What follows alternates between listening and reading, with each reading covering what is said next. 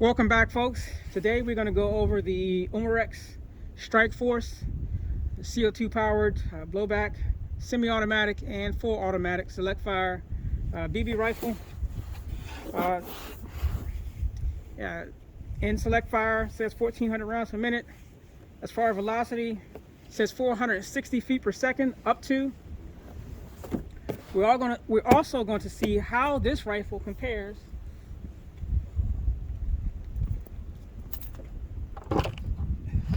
to this rifle, the Crosman R1. Why do I say how does this one compare to this one?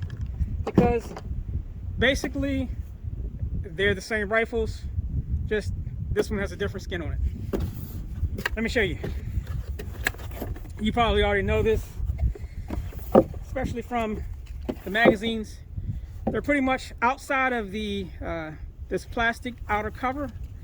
It's pretty much the same exact magazine as this one. Again, like I said, the only difference really is this plastic outer cover here. One thing I did notice that this one has a magazine lock on both sides, where this one has it on one side. I'm not really sure what's up with that, if they have something else they're coming out with. But where you can change another different type of rifle, where you can change it to a left-hand eject. But so far I found that to be kind of odd that they have it cut out on both sides. Also, these magazines are not interchangeable. This one will not fit into the DPMS or R1, and this one will not fit into the StrikeForce. Now this one does not even come close to fitting into the DPMS, but this one comes close to fitting in the StrikeForce. But the only difference is the way Umarex has the front of the magazine molded, and it's more of an angle, where of course this one is boxed. I will show you on the rifle itself, and you can kind of get a glimpse of what I'm saying. See how it's flat here and it curves up on both sides? Well, that prevents this box magazine from going up in there. Another thing to get out of the way is this muzzle device. Unlike the Crosmans, where the muzzle device can be changed, this one cannot. Sorry to say, I think it kind of sucks, but it's all plastic. It's one piece, non-removable. You can cut it off, but that's about all you're going to do. It does have an operating injection port, ambi safety. Unlike the DPMS rifles, now the ST1 does come with an ambi safety. I personally like them. You know, rifles on safe, take my thumb, push it down, I fire, take my trigger finger, push it back up. It's just quicker for me, you know. But of course, some people can just, you know, just as quick doing it with their thumb. Does have adjustable stock, which does not come off when you reach the limit. And it has M-lock rails. I haven't officially checked to see if they're compatible, but looks like that way to me. Has flip-up front and rear sights. They're spring-loaded. They have the fiber optics in them. The front is adjustable, has a twist here for elevation. The rear, of course, twist for windage. Does have the peep, small and large hole. If I can push this forward, like so. Kind of interesting, they have a little fiber optic on the rear here. Not really sure that's necessary, but or how that looks.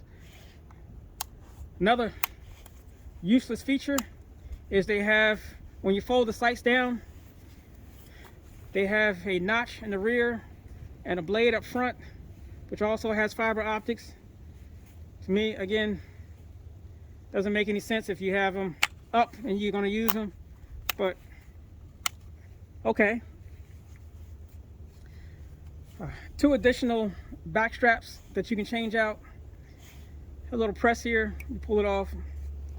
I'm not gonna, I mean, the one that comes from factory is fine with me. Forward assist, non-functioning. Has a really large extended magazine release. You can see that. Another thing, this magazine is really stiff to get in. I mean, it's, I guess it'll loosen up with usage. I mean, look at that. I just hit the camera trying to get this thing out. Yeah. But that's a pain. Might have to put some oil on that. Look at that. I'm trying to push this magazine in. So, yeah, that's not going to drop free. Try and do this without hitting the camera again. Yeah, don't know what that's all about, but I mean, yeah, I could take a Dremel in here and clear some of that out, put some oil on it, you know, work it a couple times, but they messed up on that one. Anyway, first up, oh, another thing I almost forgot about. It does have QD points on both sides, in the rail here and the stock here. Let's see if they actually work. If I have to worry about putting these on and the rifle hitting the concrete.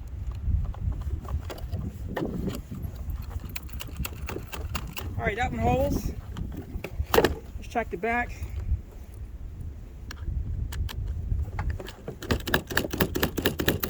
All right, that one holds.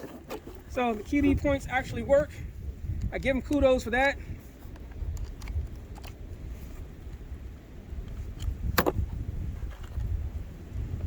Try the other side. Yep, other side works great. So next up, let's do a velocity test on this thing. Currently the temperature is only like 52 degrees, but you know what? Let's see what happens. We'll go from there. So these are going to be the first shots across the cranny.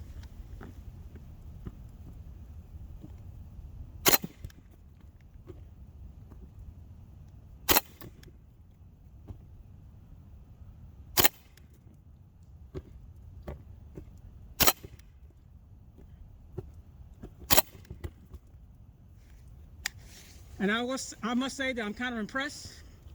Velocity states up to 460 feet per second, and we actually exceeded that. That was pretty cool. What I'm going to do next is I'm actually going to load up the magazine on the DPMS or Crossan magazine and fire my R1 across the cranny and see how it compares to this one. Again, the temperature is only 52 degrees. So that's quite impressive. So I've loaded up my Crossan R1.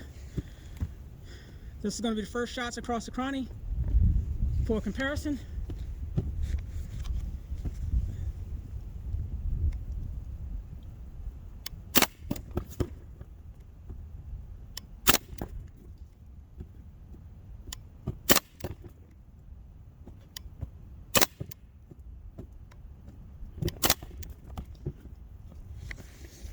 And that is a huge velocity difference between the two. I can't explain it. I don't know. I can't explain it. But the StrikeForce velocity is closer to 500, and my R1 did not even reach 350. 52 degrees. I don't know. Next up, let's do a accuracy test. For the accuracy test, I have two targets downrange, one at 11 yards, one at 16 yards. Just what I came up with. I did make some changes to the rifle. Of course, put my sling on. I changed the back strap from the medium to the small, so it comes with small, medium, and large. By going to the small, it made it easier for me to reach the magazine. Even though it has this extended magazine release, it makes it easier for me to reach the magazine release. Also, it makes it easier for me to manipulate the safety. So I like that better. Of course, it looks better with the beaver tail, but this feels better in the hand to me. I added a sight mark optic M-spec, and I added a Nomad Defense hand stop, their micro hand stop. I also pushed the front sight all the way forward as far as it can go, and I moved the rear sight back far enough to where I can still be able to manipulate the charging handle. So again, I'll do 10 shots at 11 yards and 10 shots at 16 yards.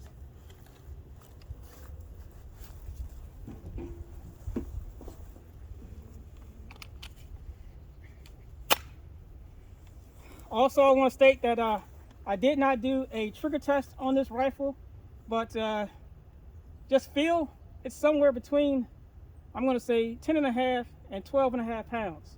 So the trigger pull absolutely, positively sucks.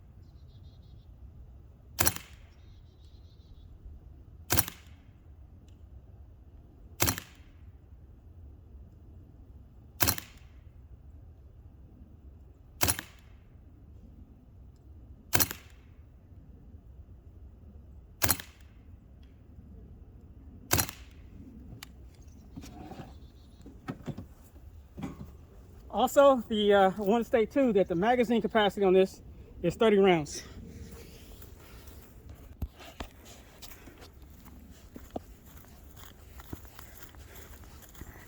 All right, first up, the 11-yard target. 10 shots. I'm pretty damn good. I'm a little high, but I like to shoot out at distance, so I'm not going to worry about that too much.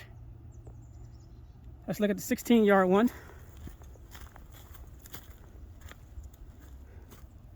And this is the 16-yard target. You got 1, 2, 3, 4, 5, 6, 7, 8, and 9. And oh no, that's 2.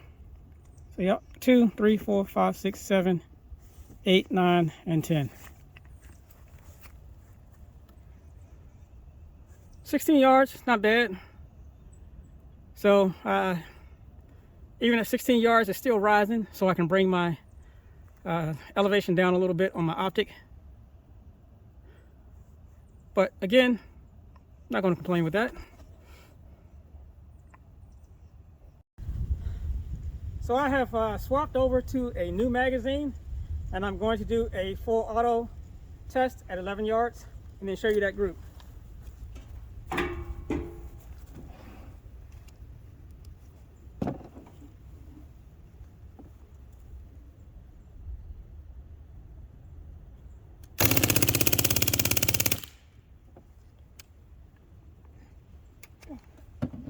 Magazine's still tough getting out, but I will say it's getting better. Let's go take a look.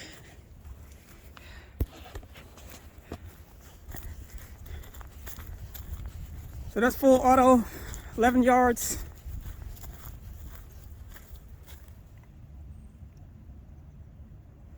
Can't complain.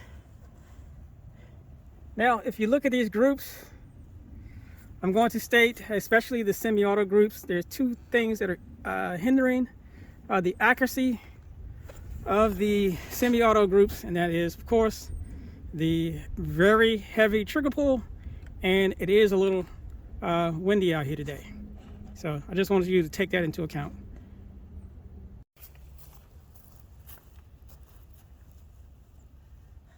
My targets are now set at 15 and 20 yards. I'm going to attempt to do some headshots on both of them in semi-auto, and then do the body shots in full auto. Show you what that looks like. Hopefully I do okay.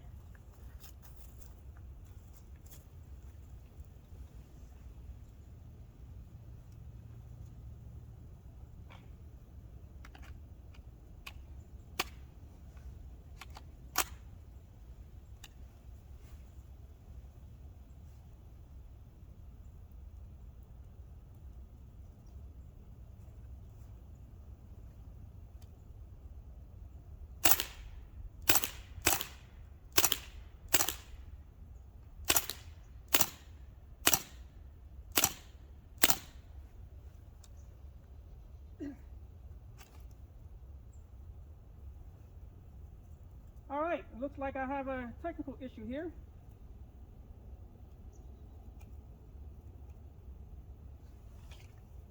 Something's wrong with the magazine. Now, that's not cool.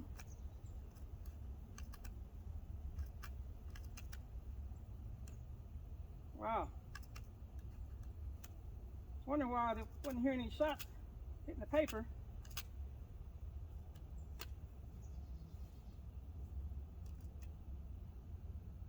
Alright, I got a defective magazine. Brand new out of the package. Let's move on.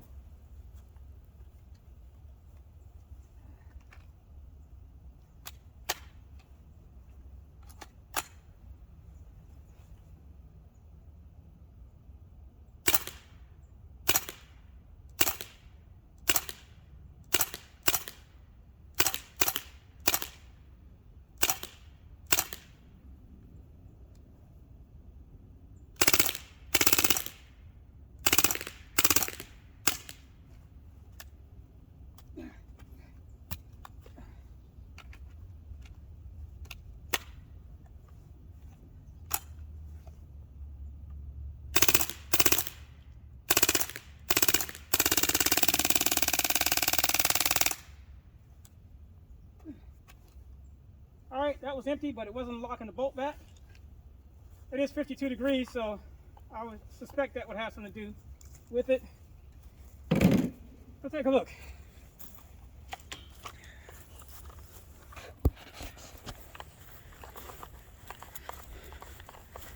Again, that was 15 and 20 yards.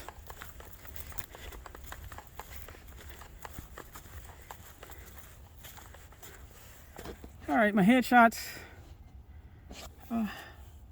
Don't know how many times I fired, but I got one here that's a miss. The other ones aren't too bad. Body shots, full auto, 15 yards. Let's go to the 20-yard one, which it seems like I actually did a little bit better on. Well, the group is tighter here. Got a miss there, got a miss here. And the body shots, they actually seem to look a little tighter too. But it's not a bad target at 20 yards. First day shooting this rifle. Again, only 52 degrees, so it is a little chilly out here. And yeah. All right, so to conclude this video, my opinions on the Umarex StrikeForce. I will say that my personal opinion, they got a lot of things right, and unfortunately they got a lot of things wrong. What I do like about it is I do like the fact that you can actually change the back straps. I think it's pretty cool, you know, more modern. I do actually like the stock. The extended magazine release I really like. Unfortunately, it does me no good because right now, because the magazines are a pain in the ass to insert and to remove. I do like the fact that it has M-lock. It has the QD points, and I like the look and feel of it. You know, it no complaints on that. The sights are, you know, I can take them or leave them. The enlarged forward assist, it looks cool, but it's non-functioning, so that's a mute point. But the what I don't like is there is a lot of this cover here, which does move, reciprocate back and forth. There's a lot of bounce in this cover. When it comes back up, you can see it bounce. I don't like the fact that you cannot change the muzzle device. And right now, the magazines, to me, they have a so far, all three of mine, I noticed it with all three, but one, as you saw, was sticking, which does me no good. And that is the magazine spring. It's really, this follower is really sticky. And these two seem to work, but this one here, oh, that one worked too. Maybe it's this one. Yeah, it's this one. Yeah, when I bring it down, it's binding. So I can't even get this follower past the loading port. So what I'm going to do is, I don't know what's going on. These springs, it's just, if you get one, you'll see exactly what I'm talking about. I'm basically going to disassemble this, take the spring out, and flip it, and hopefully that alleviates my problem.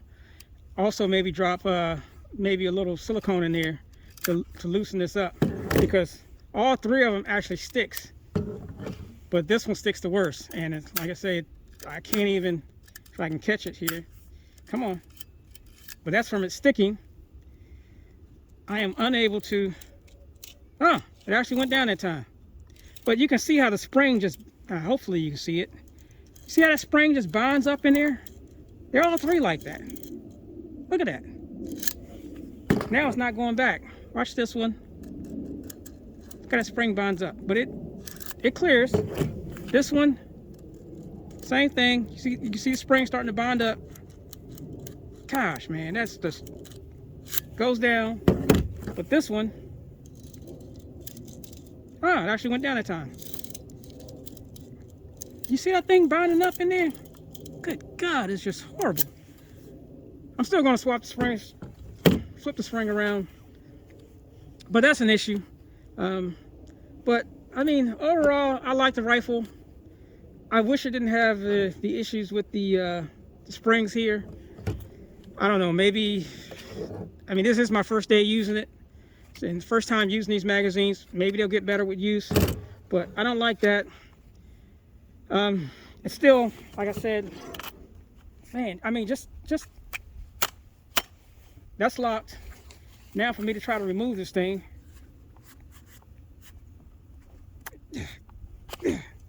yeah, I don't know what the hell they was thinking about on that one.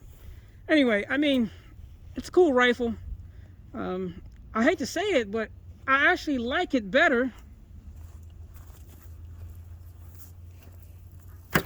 than that one. But I don't have the issues with this one that I'm having with this one. And that to me is a problem. Anyway, take it for what it is. Hopefully you got something out of this. And thank you for watching, and see you next time.